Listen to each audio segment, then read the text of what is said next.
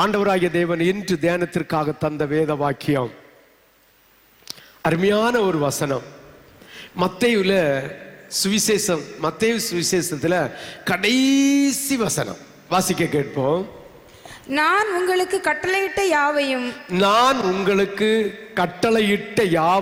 அவர்கள் கைக்கொள்ளும்படி அவர்களுக்கு உபதேசம் பண்ணுங்கள். இதோ உலகத்தின் முடிவு பரியந்தமும் சகல நாட்களிலும் நான் உங்களுடனே கூட இருக்கிறேன் என்றார். 1ஆம் தேதி தந்த வாக்கு தத்தத்தை ஆண்டவராகிய தேவன் இன்று இந்த நேரத்தில் ரிப்பீட் ஞாபகப்படுத்துகிறார். ஆமென். இந்த வசனத்தில் நான் எடுத்துக்கொள்ள போகிற பகுதி, கடைசி பகுதி, முடிவு பரியந்தமும் ஆண்டவராகிய இயேசு கிறிஸ்து நம்மோடு இருக்க போகிறார். ஆமென். அவர் கட்டளையிட்ட யாவும் நம்ம அறிவிச்சிட்டு தான் இருக்கிறோம். நமக்கு யாருக்கு தகுந்தபடி, நம்முடைய புத்திக்கு வெளிப்பட்டபடி, ஆண்டவருடைய ஞானத்தின்படி நம்ம அறிவிச்சிட்டு இருக்கிறோம். அதை பற்றி நாம் இங்க பேசுவதற்கு வரவில்லை. நான் பேச வந்த காரியம், ஆண்டவராகிய இயேசு கிறிஸ்து முடிவு பரியந்தம் நம்முடைய திருச்சபையின் மக்களோடு இருப்பாராக. ஆமென். ஹல்லேலூயா, ஹல்லேலூயா, ஹல்லேலூயா, ஹல்லேலூயா, ஹல்லேலூயா, ஹல்லேலூயா, ஹல்லேலூயா, ஹல்லேலூயா. அப்ப ஆண்டவராகிய இயேசு கிறிஸ்து இன்று நம்மோடு தருகிற வார்த்தை, இந்த மாசத்தில் தந்த வாக்குத்தத்தத்தின்படி நான் முடிவு பரியந்தமும் உங்க கூட இருப்பேன் என்று சொல்லுகிறார். விசுவாசிக்கிறவங்க அல்லேலூயா சொல்லலாமே. முழு இருதயத்தோடு அல்லேலூயா சொல்லலாமே. நான் உங்களுக்கு கட்டளையிட்ட யாவையும் அவர்கள் கை கொள்ளும்படி அவர்களுக்கு உபதேசம் பண்ணுங்கள். இதோ உலகத்தின் முடிவு பரியந்தமும் சகல நாட்களிலும் நான் உங்களுக்கு கூட இருக்கிறேன் என்றார். ஆமென். அப்ப ஆண்டவருடைய வசனத்தை, ஆண்டவருடைய வார்த்தையை, ஆண்டவருடைய உபதேசத்தை, ஆண்டவருடைய கட்டளையை, ஆண்டவருடைய பிரமாணத்தை, ஆண்டவருடைய ராஜரீக பிரமாணத்தை, கர்த்தராகிய இயேசு கிறிஸ்து தந்திருக்கிற புதிய ஏற்பாட்டினுடைய உபதேசங்களை நாம் அவர் கட்டளையிட்ட பிரகாரம் அறிவித்துக் கொண்டிருந்தால், சொல்லிக் கொண்டிருந்தால், அதை கடைபிடித்துக் கொண்டிருந்தால் முடிவு பரியந்தம் நம்ம கூட இருப்பாராக. ஆமென். ஹல்லேலூயா. இந்த வாக்கு தத்தம் 2 பேருக்குடையது. ஒன்று, இழந்து போனவர்களை தேடுபவர்களுக்கு. ஆமென். இழந்து போனவர்களை உடனே நினைச்சு நான் சபையில பிரிஞ்சு போனவர்களை வீட்டுக்கு போனோம்னோ போவாத. அவர்கள் நாய்க்கு சமம். யாருக்கு சமம்? நாய்க்கு சமம். கக்கினதை தின்னுகிற பன்றிக்குட்டி அல்ல, நாய்க்குட்டிக்கு சமம். ஆமே. அந்த நாய்களை தேடி போகாத. ஆண்டவர் சொல்லுகிறார், நான் என்னுடைய பிள்ளைகளுக்கு அப்பத்தை கொடுக்க வந்தேன், நாய்க்குட்டிகளுக்கு கொடுக்க வரலன்னு சொல்லி இருக்கிறார். ஆமேன். ஒருவேளை இந்த தேவனுடைய பிள்ளைகளுக்கு கொடுக்கிற அப்பத்தில் துடிக்க கீழே விழுமானால், கெட்டகுமாரன் போய் பன்றிக்கு வைத்திருந்த தவிடை தின்னிவிட்டு கடைசியில ஆண்டவரே என்று கூப்பிட்டு வந்தால், இந்த நல்லவர்களுக்காக வைத்திருக்கிற அப்பத்தின் துணிக்கையும் அவர்களுக்கு ஆண்டவர் கொடுக்க இரக்கம் உள்ளவராக இருந்தால் கொடுக்கட்டும். அவர்களை அல்ல, ஆண்டவருடைய ஜனமாகிய புறஜாதி ஜனங்கள், ஆண்டவரை அறிஞ்சும் அறியாதது போல், தெரிஞ்சும் தெரியாதது போல், ஆண்டவருடைய அன்பை ருசிக்காத பிள்ளைகளுக்காக உபதேசத்தை சொல்ல, அதாவது அப்படிப்பட்டவர்களை தேடுபவர்களுக்கும். ஆமென். உண்மையான நீதியின் வழிகளை பின்பற்றும்படி போதிக்கிறவர்களையும். 2 பார்ட். ஒன்று, ஆண்டவருடைய ஜனங்கள் பாவ வழிகளில, சாபமான வழிகளில, விக்கிரக ஆராதனையில செய்து தன்னுடைய ஆவி ஆத்மாவையும் தன்னுடைய குடும்பத்தையும் அழித்து கொண்டிருக்கிற ஜனங்களுக்காக நினிவே பட்டணத்திலே ஒரு யோனாவை அனுப்பினது போல உன்னை அனுப்பும்படியாக நீ வேண்டிக் கொண்டு அந்த ஜனங்களை நீ தேடி போகிற உனக்கும், இனி உண்மையான நீதியின் வழிகளை பின்பற்றும்படி போதிக்கிறவர்களையும் இயேசு கூறுகிற வாக்குத்தத்தம் தான், முடிவு பரியந்தம் உன்னோடு இருப்பேன். இந்த 2 செய்ய ஆயத்தம் உள்ளவர்கள் அல்லேலூயா சொல்லலாமே. இதில் ஒன்றையாவது செய்ய ஆயத்தம் உள்ளவர்கள் அல்லேலூயா சொல்லலாமே. போச்சு. 1 மட்டும் சொல்லணுமா 2 சொல்லணுமா? 2லயும் கரெக்டா. 1ல் நீ கரெக்டா இருந்தா நிச்சயமா ரெண்டுலையும் என்ன செய்வ? நீ கரெக்டா இருப்ப. இப்படிப்பட்டவர்களுக்கு ஆண்டவர் கொடுக்கிற வாக்கு தத்தம். ஆமேன். சீக்கிரமா முடிஞ்சிடும்னு நினைக்கிறேன். ஆனா பாயிண்ட்கள் நிறைய இருக்கு. முடியும்னு நினைக்கிறேன். கர்த்தர் இப்படி பேசுறாரோ அப்படியே ஓடிட்டு இருப்போம். இயேசு இன்று ஆள் தத்துவமான பரிசுத்த ஆவியாக இன்று உங்களோடு இருக்கிறார். இப்ப பார்க்கணும், ஆண்டவராகிய தேவன் முடிவு பரியந்தமும் நான் உன்னோடு இருப்பேன். ஆண்டவருடைய கட்டளைகளை, ஆண்டவருடைய வசனத்தை சொல்ல வேண்டிய பிரகாரம் அவருடைய வசனத்தின் படி உபதேசம் பண்ணுகிறவர்களோடு ஆண்டவர் என்ன சொன்னார்? நான் முடிவு பரியந்தம் நிலைத்திருப்பேன். உண்மைதான். அவர் முடிவு பரியந்தம் ஆண்டவராகிய இயேசு கிறிஸ்து இன்று ஆள் தத்துவம் உள்ள பரிசுத்த ஆவியானவராக உன்னோட வாசம் செய்து கொண்டிருக்கிறார். அப்போ உன்னோடு இருக்கிற ஆள் தத்துவமா இருக்கிற ஆவி என்ன ஆவி என்பதை நாம் பகுத்தறிய வேண்டும். அந்த பகுதிக்கு நாம் போக வேண்டாம். நீங்கள் தன்னைத்தானே பரிசோதித்துக் கொள்ளுங்கள். நல்ல கனி கொடுக்காத ஆவி அது அசுத்த ஆவி. நல்ல கனி கொடுக்கிற ஆவி அது பரிசுத்த ஆவி. அதுதான் அத்திமரத்தை போய் பார்த்தார். 2 அத்திமரத்தை பார்த்தார். ஒன்று தோட்டத்துக்குள்ள வைத்த அத்திமரம். அந்த தோட்டத்துக்குள்ள இருந்த அத்திமரத்தில் கனியை காணவில்லை. கனியை காணவில்லை என்னன்னா தோட்டத்தின் உடைமை, அதாவது காவல்காரியிடம் போய் சொல்லுகிறார், நீ இந்த மரத்தை வெட்டி போடு. ஐயோ ஆண்டவரே வேண்டாம், இன்னும் 1 வருஷம் நான் கொத்தி வளம் போடுகிறேன். அதில் அது கனி கொடாமல் இருந்தால் மறுபடி அதை மறு வருஷத்துல வெட்டி போடலாம் என்று சொல்லி அந்த மரத்துக்காக பாதுகாப்பு அந்த அந்த அந்த அந்த மரத்தை, அந்த தோட்டத்தை காக்கிற காவலாளி, அதாவது மேய்ப்பன் பொறுப்பை தலையில் எடுத்துக்கொண்டார். இதே ஒரு சபையில் இருக்கிற பிள்ளைகள் கனி கொடுக்காமல் இருந்தால் ஆண்டவராகிய தேவன் தரித்து போடப்படாது என்பதற்காக ஊழியக்காரன் உங்களோடு பேசி சத்தியத்தை பேசி உங்களுக்கு கற்றுத்தந்து திறப்பில் நிற்கிறான். அது முடிவு பரியந்தம் நிற்க முடியாது. ஆமென். ஒரு சில காலங்கள் தான், ஒரு சில நாட்கள் தான். அதிலேயே நீ மனம் போராவிட்டால் அதற்கு என்றே ஒதுக்கி வைக்கிற ஜாதி. ஆமென். அதுக்கென்றே ஒதுக்கி வைக்கிற ஜாதி. அது மோசையும் சாமுவேலும் போனாலும் இல்ல சவுலிட்ட இந்த சாமுவேல் தீர்க்கதரிசி நேரடியே போய் சொன்னாலும் மனம் திரும்ப மாட்டார்கள். ஆமே. அதற்கு என்று கொஞ்ச காலம், அந்த கொஞ்ச காலத்திற்குள் மனம் மாறி ஆண்டவரை ஏற்றுக்கொள்கிறவர்கள் பாக்கியவான்கள். மற்றவர்கள் கனி கொடாதவர்களாக இருந்தால் வெட்டி போடுவார். இனி வழிபோக்கர்கள், ஆமே, சபையில், அதாவது மணவாட்டி சபையில் இல்லாத வெளியில் இருக்கிறவர்கள், இங்கு ஒரு ஆராதனை, அங்கு ஒரு ஆராதனை, அங்கு ஒரு ஆராதனை, அங்கு ஒரு கூட்டம், இங்கு ஒரு கூட்டம், இங்கு ஒரு கூட்டம், கார்த்திய மாசத்து நாய்களை போல அலைந்து திரிகிற கிறிஸ்தவர்களை பார்த்து சொல்லுகிற வார்த்தை தான், வழி அருகே நடப்பட்ட அத்தி மரத்தை போல இருக்கிறதை பார்த்து அவர் அத்தி மரத்தில் போகிறார். நல்ல செழிப்பு, நல்ல செழிப்பு. வேதத்தை நீங்கள் உற்று நோக்கினால் அந்த வசனம் உங்களுக்கு புரியும். கிளை இலை அப்படி ஜம்முன்னு கிடக்கு. அதிலே ஜனங்கள் அடியில தங்குகிறார்கள். குருவி, அதாவது பறவைகள் அதில் அடைக்கலம் கொண்டிருக்கு. நல்ல நிழல் கொடுக்கிற மரமாய் இருக்கிறது. ஆண்டவர் விசுவாசத்தோடு அந்த மரத்துக்கிட்ட போய் கனி இருக்கிறதா என்று எத்தி பார்த்தால் கனியை காணவில்லை. தோட்டத்தில் இருந்த மரத்திற்கு 1 வருஷம் எஸ்கியூஸ் கொடுத்தார். தோட்டத்தில் இல்லாத வழி அருகே நின்ற மரத்துக்கு எஸ்கியூஸ் உள்ள அதை பட்டு போக வைத்தார். ஆமென். ஹல்லேலூயா, ஹல்லேலூயா, ஹல்லேலூயா. இயேசு இன்று ஆழ்தத்துவமான பரிசுத்த ஆவியாக இன்று உன்னோடு வாசமாய் செய்கிறார். உங்களோடு அவர் வாசம் செய்து கொண்டேன். அதான் முடிவு பரியந்தம் நான் உங்களோடு இருப்பேன் சொன்ன வாக்கு தத்தம் இதுதான். அவர் போன பிறகு அவர் தேற்றரவாளனை உனக்காக தந்திருக்கிறார். அவர் இயேசுவை போல, ஒரு மனுஷனை போல, ஒரு ஆள் தத்துவம் உள்ளவரை போல பரிசுத்த ஆவியானவர் உன்னோடு அசைவாடி கொண்டிருக்கிறார்.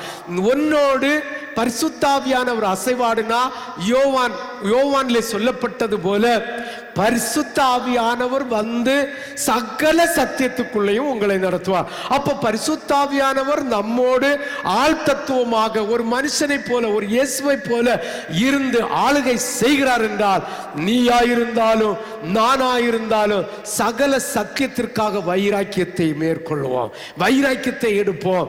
ஆனாலும் ஆண்டவராகிய தேவன் நம்மை கண்மணி போல பாதுகாப்பார். ஆமென். அப்ப அந்த பரிசுத்த ஆவியானவர் நம்மோடு மகிமையாக ஆளுகை செய்கிற தேவனாயிருக்கிறார். யோவான் 14வது அதிகாரம் 16 அடுத்து 26 ரெண்டு வசனத்தையும் வாசிக்க கேட்போம். யோவான் 16 அடுத்து 26. நான் பிதாவை வேண்டிக் கொள்ளுவேன், நான் பிதாவை வேண்டிக் கொள்ளுவேன், அப்பொழுது என்றென்றைக்கும் உங்களுடனே கூட இருக்கும்படிக்கு, உங்களுக்கு கூட இருக்கும்படி சத்திய ஆவியாகிய, அதுதான் ஆண்டவராகிய இயேசு கிறிஸ்து மத்தேயு 28:20 சொல்லப்பட்டிருக்கிறது. என்றென்றைக்கும் முடிவு வரையும் நான் உங்களோடு இருப்பேன். யாருக்கு இருப்பார்? பிதாவிடம் யாருக்காக வேண்டிக் கொள்வாரோ அவர்களுக்காக பரிசுத்த ஆவியானவர் வந்து அவரை இடம் கொடுத்து, நம்முடைய இருதயத்தில் இடம் கொடுத்து, அவர் சொல்லுகிற சத்தியத்தின்படி, வார்த்தையின்படி, வசனத்தின்படி எவன் நடக்கிறானோ அவனோடு முடிவு பரியந்தம் கர்த்தர் கூட இருப்பார். ஆமென் சொல்லலாமே? விசுவாசிக்கிறவங்க அல்லேலூயா சொல்லலாமே? முழு இருதயத்தோடு ஒரு அல்லேலூயா சொல்லலாமே? முழு பலத்தோடு ஒரு அல்லேலூயா சொல்லலாமே? முழு மகிமையோடு ஒரு அல்லேலூயா சொல்லலாமே? ஹல்லேலூயா, ஹல்லேலூயா. அப்ப பிதாவிடம் இயேசு கிறிஸ்து யாருக்காக வேண்டுதல் செய்கிறாரோ அவனோடு பரிசுத்த ஆவியானவர் இருப்பார். ஆமென். அப்ப இயேசு கிறிஸ்து சொன்ன வசனங்கள், சொன்ன செய்திகள், சொன்ன மலைப்பிரதேச உபதேசங்கள், கடல் பிரதேச உபதேசங்கள், இல்லி சமவெளி உபதேசங்கள், ஐஸ்வர்யவானுக்கு கொடுத்த உபதேசம், ஏழைக்கு கொடுத்த உபதேசம், குஷ்டரோகிக்கு கொடுத்த உபதேசம், குருடனுக்கு கொடுத்த உபதேசம், செவிடனுக்கு கொடுத்த உபதேசம், பிசாசினால் கட்டுண்டவனுக்கு கொடுத்த உபதேசம், இந்த உபதேசங்களை நீயும் நானும் கற்றுக்கொண்டு அதன்படி நடப்போமானால் பரிசுத்த ஆவியானவர் ஒருபோதும் நம்மளை விட்டு விலகாமல் முடிவு பரியந்தம் நம்ம கூட இருப்பார். ஆமென். ஹல்லேலூயா. 26வது வசனத்தை வாசி. 26. என் நாமத்தினாலே, என் நாமத்தினால் பிதா அனுப்ப போகிற பரிசுத்த ஆவியாகிய தேற்றரவாளனே, பரிசுத்த ஆவியாகிய தேற்றரவாளனே எல்லாவற்றையும் உங்களுக்கு போதித்து ஒரு விஷயம் கூட, என் நாமத்தினாலே பிதா அனுப்ப போகிற பரிசுத்த ஆவியாகிய தேற்றரவாளனே எல்லாவற்றையும் உங்களுக்கு போதித்து நான் உங்களுக்கு சொன்ன எல்லாவற்றையும் உங்களுக்கு நினைப்பூட்டுவார். அப்ப ஆண்டவராகிய இயேசு கிறிஸ்து தந்திருக்கிற மூல உபதேசம், அவர் சொன்ன வார்த்தைகள், அவருடைய வார்த்தையை திரும்ப பிரதிபலிக்க அப்போஸ்தலனுடைய மூல உபதேசத்தை பரிசுத்தாவியானவரை யார் பெற்றுக் கொள்ளுகிறார்களோ அவர்களுக்கு நினைப்பூட்டி பரிசுத்தத்தில் நடக்க வைப்பார். ஆமென். நம்முடைய இஷ்டத்தின்படி செய்கிற வழி அது இயேசுவின் வழி அல்ல, அது பரிசுத்த ஆவியானுடைய வழி அல்ல. அது உலகத்தில் உள்ளவைகளிலும் அன்பு வைத்து உலகத்தின் வேஷத்தை தரித்து கொண்டு தன்னைத்தானே வெறுத்து கொள்ளாமல், தன் சிலுவையை சுமந்து கொள்ளாமல், இயேசுவுக்கு பின்னால் போக துணியாமல், இயேசுவுக்கு சீசன் ஆகாமல், பாவத்துக்கு மரிக்காமல், நீதிக்கு பிழைக்காமல் ஞானஸ்தானம் எடுக்கிறவர்களுக்கு உரியது. ஆமென். ஹல்லேலூயா, ஹல்லேலூயா. அப்படி ஞானஸ்தானத்தை எடுக்கிறவர்கள் சபிக்கப்பட்டவர்கள் என்பதை நாம் புரிந்து கொள்ள வேண்டும். தன்னைத்தானே வெறுத்து தன் சிலுவையை சுமந்து கொண்டு இயேசுவுக்கு பின்னால் தம்முடைய ஜனங்களுக்காக, ஆண்டவருடைய ஜனங்களுக்காக தன்னுடைய ஆவி ஆத்மா சரீரத்தை அர்ப்பணித்து ஆண்டவருக்கு பின்னால் போக துணிந்த சீசனாக பாவத்துக்கு மரிச்சு நீதிக்கு பிழைச்சு மூழ்கி ஞானஸ்தானத்தை எடுத்து பரிசுத்தாவின் அபிஷேகத்தை பெற்றவர்களோடு முடிவு பரியந்தம் இருக்கிற ஆண்டவராகிய இயேசு கிறிஸ்துவின் அடையாளம் தான் பரிசுத்த ஆவியானவர். ஆமென். பாருங்கள், என் நாமத்தினாலே பிதா அனுப்ப போகிற பரிசுத்தாவியாகிய தேற்றரவாளனே எல்லாவற்றையும் உங்களுக்கு போதித்து நான் உங்களுக்கு சொன்ன எல்லாவற்றையும் உங்களுக்கு நினைப்பூட்டுவார். ஆமென். ஹல்லேலூயா, ஹல்லேலூயா. அவர் சொல்லுகிறார், பரிசுத்தாவியானவர் பெற்றவர்கள் எல்லோரும் சமாதானத்தை கைக்கொள்வார்கள். சொல்லிட்டு சொன்னார், உலகம் தருகிறபடியான சமாதானம் அல்ல என்று மெச்சமா பேசினார். வாசிங்க அடுத்த வசனம். சமாதானத்தை உங்களுக்கு வைத்து போகிறேன், சமாதானத்தை உங்களுக்கு வைத்து போகிறேன், என்னுடைய சமாதானத்தை உங்களுக்கு கொடுக்கிறேன். என்னுடைய சமாதானத்தை ஆண்டவருடைய சமாதானத்தை உங்களுக்கு வைக்கிறேன். உலகம் கொடுக்கிற பிரகாரம் நான் உங்களுக்கு கொடுக்கிறதில்லை. உங்கள் இருதயம் கலங்காமலும். உலகத்திற்குரிய சமாதானம், உலகம் உங்களுக்கு தருகிற சமாதானத்தை ஆண்டவர் தரவே மாட்டாரு. அவர் ஒரு சமாதானத்தை தந்தால் அந்த சமாதானத்துக்குள் பிரவேசிக்கிறவன் நித்தியம் என்கிற சமாதானத்தையும் 100% பிரவேசிப்பான். ஆண்டவர் ஒரு ஆசீர்வாதத்தை தருகிறார் என்றால், ஆண்டவர் சமாதானத்தை தருகிறார் என்றால், ஆண்டவர் ஒரு சந்தோஷத்தை தருகிறார் என்றால், உங்க இருதயம் மேட்டின்மை ஆகி உங்க இருதயம் உலகத்துக்குள் சென்று உலக பிரகாரமாய் செல்லாது என்பதை திட்டவட்டமாக இங்கு சொல்லுகிறேன். ஆண்டவர் ஒரு சமாதானத்தை தருகிறார் என்றால் 100% அவன் நித்தியத்தை சுதந்தரிப்பான். அப்ப நமக்கு கிடைத்த சமாதானம் இல்ல, நமக்கு கிடைக்கிற பணம், நமக்கு கிடைக்கிற செல்வம், நமக்கு கிடைத்த வேலை, நமக்கு கிடைத்த தொழில், நமக்கு வந்த பணம் ஆண்டவருடைய சமாதானத்தில் வந்ததா இல்ல உலகத்தின் பிரகாரமா இருக்கிறதா என்பதை அறிவதற்கு உங்களுடைய வாழ்க்கையை அப்படியே நீங்கள் ஆண்டவரே என்று கூப்பிட தொடங்கினது முதல் இதுவரைக்கும் சற்று பின்னிட்டு நீங்கள் உங்களை ஆராய்ந்து பார்த்தால் தெரியும், இயேசு தந்த ஆசீர்வாதமா பிசாசு தந்த ஆசீர்வாதமா. பிசாசு தந்த ஆசீர்வாதமா இருந்தால் இவ்வுலகத்தில் சமாதானம் இருக்கும், சந்தோஷம் இருக்கும். உன்னதத்தின் சந்தோஷம் கிடைக்காது. அவன் நித்தியத்தில் பிரவேசிக்கிறது ஊசியின் காதில ஒட்டகம் நுழைகிறதற்கு சமமானது. ஆமென். ஹல்லேலூயா, ஹல்லேலூயா. யாருக்கெல்லாம் புரிஞ்சு? அப்ப பரிசுத்தாவியானவர் முடிவு பரியந்தம் நம்மோடு இருக்கிறது தான் ஆண்டவராகிய தேவன் சொல்லிட்டு போயிருக்கிறார். முடிவு பரியந்தம் நான் உன்னோடு இருப்பேன்.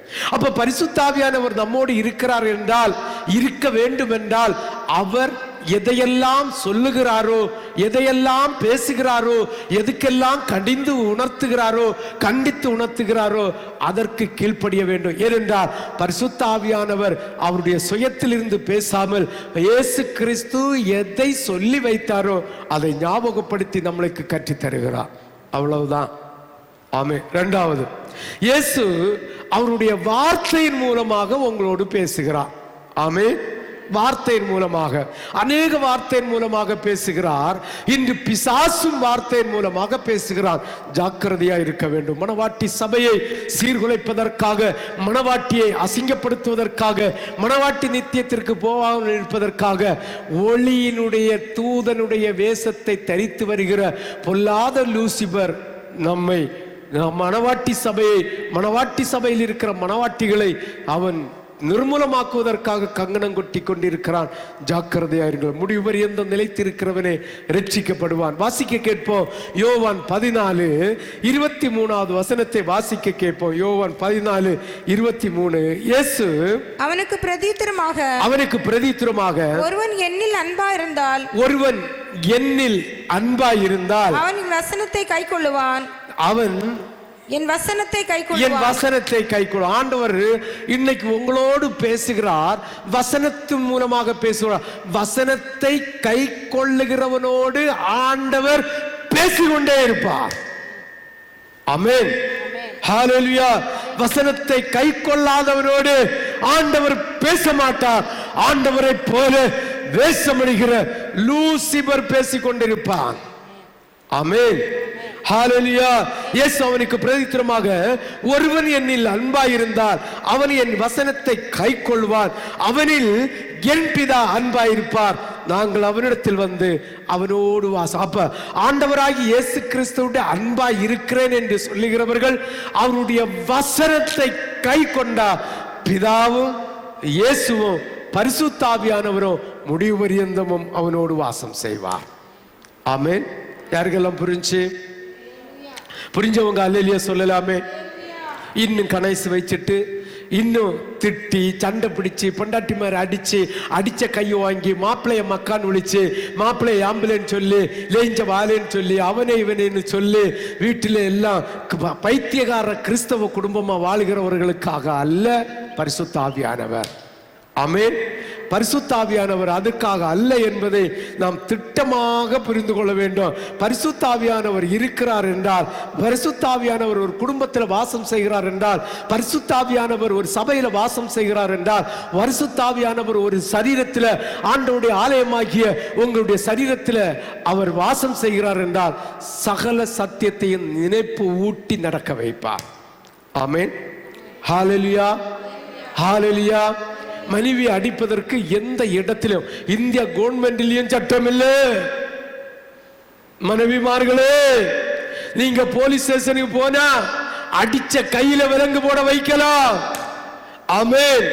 அது மட்டுமல்ல, உங்களை அடிக்கிறவனை ஆண்டவரே பார்த்து கொள்ளும் என்று முழங்கால் போட்டால் அவனுடைய கையிலே குஷ்டம் வரும். ஆமென். ஹல்லேலூயா. கோபம் இயேசுவுடைய பிள்ளைகளுக்கு உகந்ததல்ல.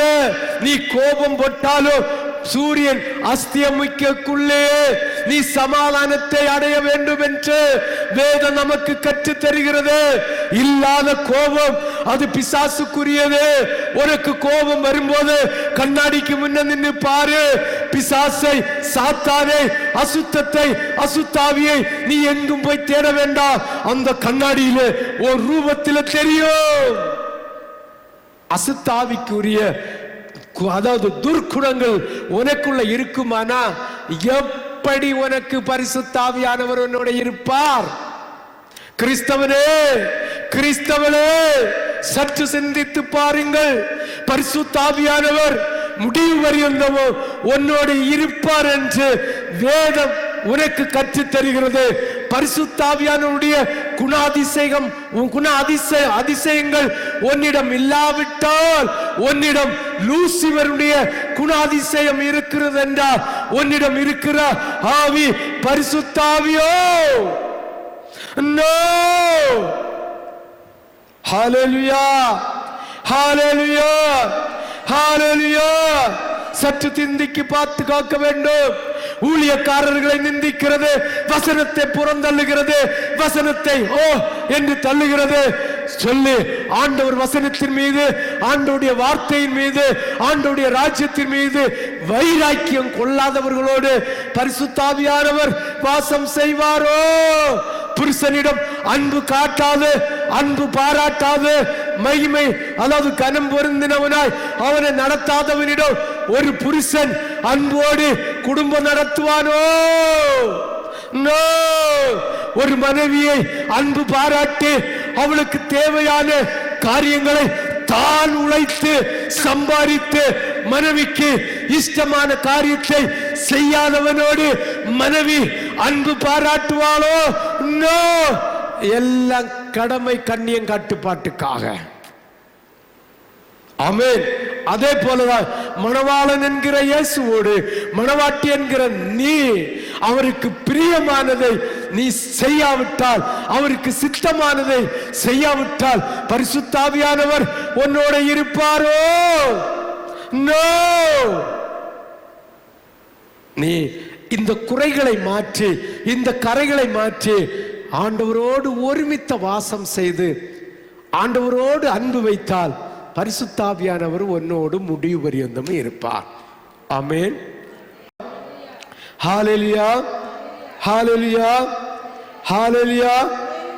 மூணாவது, உன் வாழ்க்கையின் போராட்டங்கள், சோதனைகளை எப்படி உன்னுடைய வாழ்க்கையின் போராட்டங்களை, சோதனைகளை அவர் எப்படி பார்ப்பாராம்? கரிசனையோடு கவனித்து தமது கிருபையை போதுமான அளவுக்கு உனக்கு தருவார். எப்படி? உன்னுடைய போராட்டம் சோதனையில, உன்னுடைய போராட்டத்தில், உன்னுடைய சோதனையில உனக்கு போதுமான அளவுக்கு கிருபையை தந்து சமாதானத்து கூட நடத்துகிற இயேசு. ஆமென். 2 கொரிந்தியர் 12:9 ஒரு விஷயம் வாசிக்க கேட்போம். அதற்கு அவர் என் கிருபை உனக்கு போதும். பவுலை எடுத்துக்கொள்ளுங்கள். பவுல் சவுலாக இருந்தபோது ஆண்டவருக்கு பிரியமில்லாத அத்தனை துரோகத்தையும் செய்து ஆண்டவர் அவனை தரிசிக்கிறார். கண் குருடாகி விழுகிறது.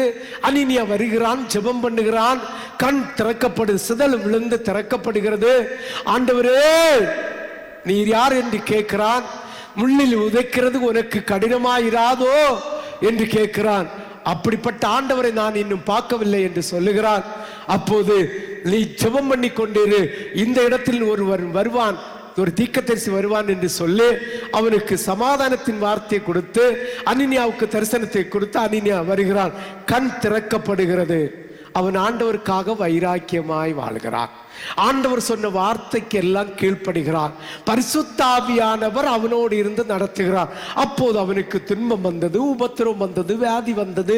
அவனுக்குள் ஒரு முள்ளு, வியாதி என்கிற முள்ளு இருந்தது. இது எல்லாம் இருந்த போது ஆண்டவர் அவன் 3 முறை மன்றாடுகிறான். இந்த முள்ளை என்னிடம் இருந்து மாற்றும், இந்த உபத்திரவத்தை என்னிடம் இருந்து மாற்றும் என்று. ஆண்டவர் மாற்றல்ல. அவர் சொன்னார், என் கிருபை உனக்கு போதும். அப்ப உன்னுடைய உபத்திரவத்துல, உன்னுடைய சோதனையில, உன்னுடைய கண்ணியில உனக்கு தேவையான கிருபைகளை தந்து நடத்துவார். அதில் நீ நிலைத்திருக்க வேண்டுமானால் பரிசுத்த ஆவியானவர் உன்னோடு இருக்கும்படியாக தேவனுடைய ஆலயமாகிய உன்னுடைய சரீரத்தை ஆண்டவருக்கு ஜீவ பலியாய் ஒப்பு கொடுக்க வேண்டும். ஆமென். கொடுப்பீங்களா? வாசி ஒருக்கா கூட. அதற்கு அவர் என் கிருபை உனக்கு போதும், பலவீனத்திலே என் பலம் பூரணமாய் விளங்கும் என்றார். ஆகையால் கிறிஸ்துவின் வல்லமை என் மேல் தங்கும்படி